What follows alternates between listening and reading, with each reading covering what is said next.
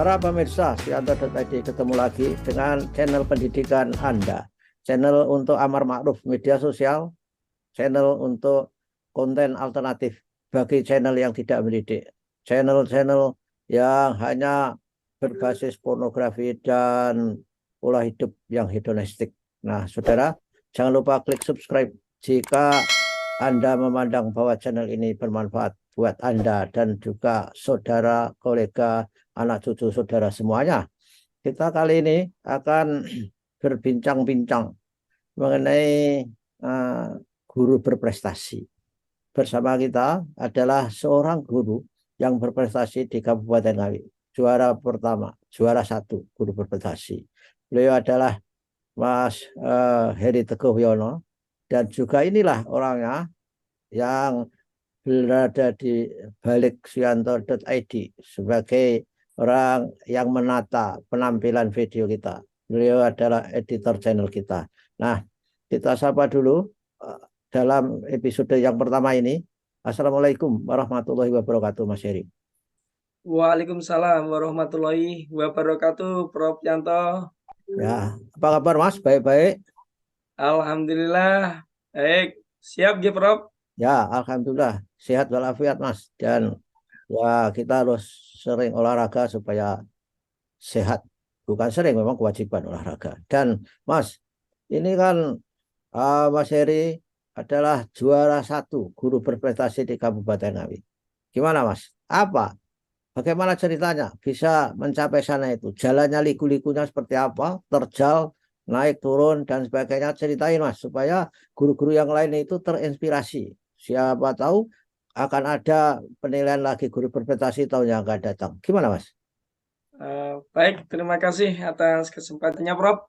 Pada pemirsa Suyanto ID, izinkan saya untuk menyapa bahwa di channel Suyanto ID inilah kita bisa sharing berbagi dengan tagline belajar sepanjang hayat.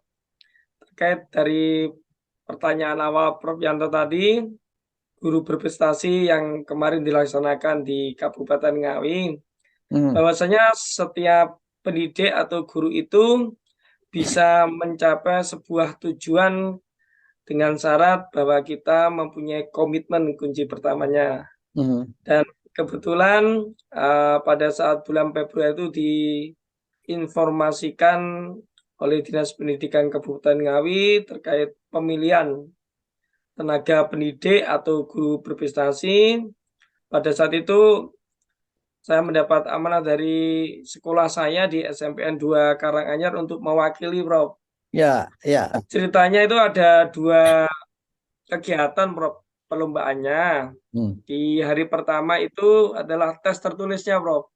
Oke. Kemudian di hari kedua itu dari 10 besar tes tertulis yang akan masuk babak final untuk mempresentasikan KTI atau karya tulis ilmiahnya. Yang Seperti Mas, itu, Prof, singkatnya. maaf. Tes tertulis itu apa yang ditanyakan di tes tertulis itu? Apakah literasi, numerasi, atau misalkan saja tes tentang bagaimana Pancasila ke ideologi negara, apa tuh materi? Tes tertulisnya itu berupa soal pilihan ganda berjumlah 60 yang diselesaikan dalam waktu 90 menit, Prof. Jadi satu soal 1,5 menit. Itu berisikan dengan materi-materi kekinian, Prof, terutama terkait dengan kurikulum merdeka. Jadi bisa terkait bahan ajar, P5, kemudian kebijakan-kebijakan yang terkait kurikulum merdeka seperti itu, Prof. Peserta lomba itu menjadi utusan sekolah atau bebas individu semua bisa bersaing daftar di situ, Mas? Jadi untuk setiap peserta itu, Prof, tidak serta-merta semua guru mendaftar karena ada beberapa syarat administrasi, Prof. Yang pertama adalah dipilih oleh satu sekolahan itu satu perwakilan untuk tingkat SMP ya, karena saya mengikuti tingkat SMP. Kemudian ada surat keterangan bahwa guru yang bersangkutan itu mempunyai kompetensi yang layak untuk ikut dalam kegiatan lomba tendik berprestasi tahun 2023. Lalu juga surat keterangan seperti tidak tersangkut pada misalnya masalah-masalah tertentu dan benar-benar menjaga nama baik sekolah tersebut. Ya, ya. Jadi tidak mempunyai persoalan moral ya, saya kira itu. Dan Iya, Prof. ya, dan yang memberikan keterangan bahwa seorang guru yang ikut itu memiliki kompetensi siapa itu? Itu kepala sekolah, Mas. Betul sekali, Prof. Jadi kepala sekolah sebagai satuan pendidikan nanti membuatkan surat keterangan dan surat pernyataan yang dikirimkan untuk seleksi dalam berkas administrasi. Jadi nanti setelah lolos seleksi administrasi baru bisa masuk pada tes tertulis dan tes presentasi karya tulis ilmiah, Prof. Ya, dan gimana itu kiatnya Mas Heri untuk menjalani itu semua supaya bisa naik ke tangga nomor satu itu? Itu kan punya strategi ya. Gimana strateginya, Mas? Ya, kalau strategi sebenarnya saya biasa-biasa aja, Prof. Tapi karena mungkin kesibukan di sekolah itu banyak agenda saya terkait dengan urusan kurikulum dan juga ini ikut guru penggerak. Jadi memang saya harus bisa meluangkan waktu di sela-sela kesibukan, tetapi tanpa mengabaikan tugas utama saya di sekolah sebagai guru untuk mengajar. Jadi saya biasanya walaupun cuma 30 menit itu saya mencari materi-materi secara online terkait dengan tes tertulisnya. Tipnya karena itu ada 2 tes, Prof. Jadi saya harus lolos tes tertulis dulu. Karena kalau untuk yang karya tulis insya Allah ini sudah saya siapkan, bukan target saya untuk ikut Gupres untuk melakukan sebuah penelitian tindakan kelas yang berjudul pembelajaran berdiferensiasi. Jadi niat saya tes tulisnya nanti lolos, insya Allah nanti lebih terbuka kemungkinan untuk mencapai di tangga urutan pertama terkait dengan karya tulis yang sudah saya siapkan penelitiannya sekitar 2 bulan yang lalu, Bro. Oh, ya, ya, ya. Lalu apa untuk karya tulis itu Mas Heri membuat apa sehingga akhirnya dikompetisikan dan lolos menjadi juara satu itu? Apa, Mas? Ya, Bro. Di informasi awal dijelaskan bahwa peserta bisa membuat karya tulis ilmiah atau KTI secara umum. Jadi kita bisa membuat misalnya artikel atau penelitian yang kualitatif ya, tapi bertemakan kurikulum merdeka.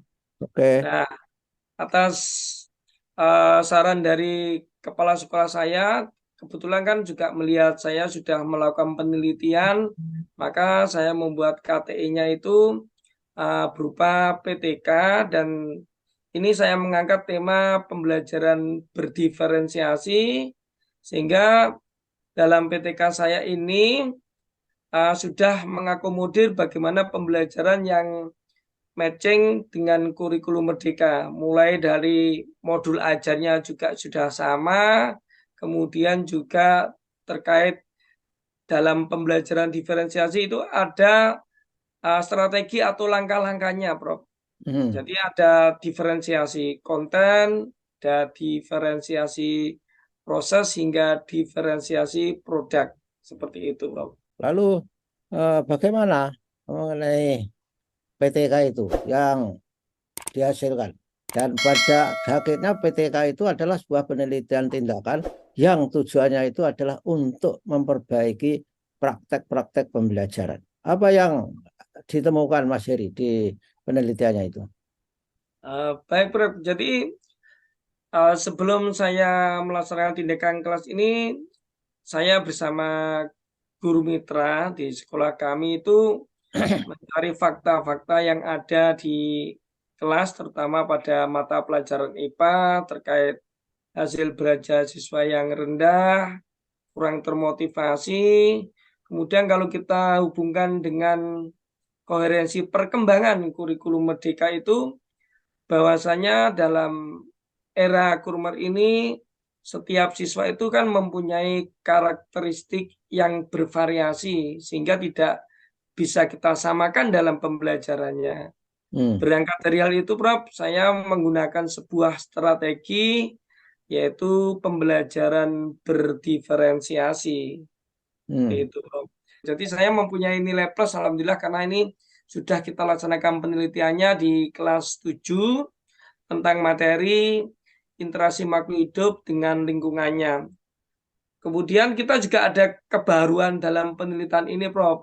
Yang jelas selain pembelajaran berdiferensiasi itu merupakan pembelajaran yang kontekstual, kemudian berpusat pada siswa.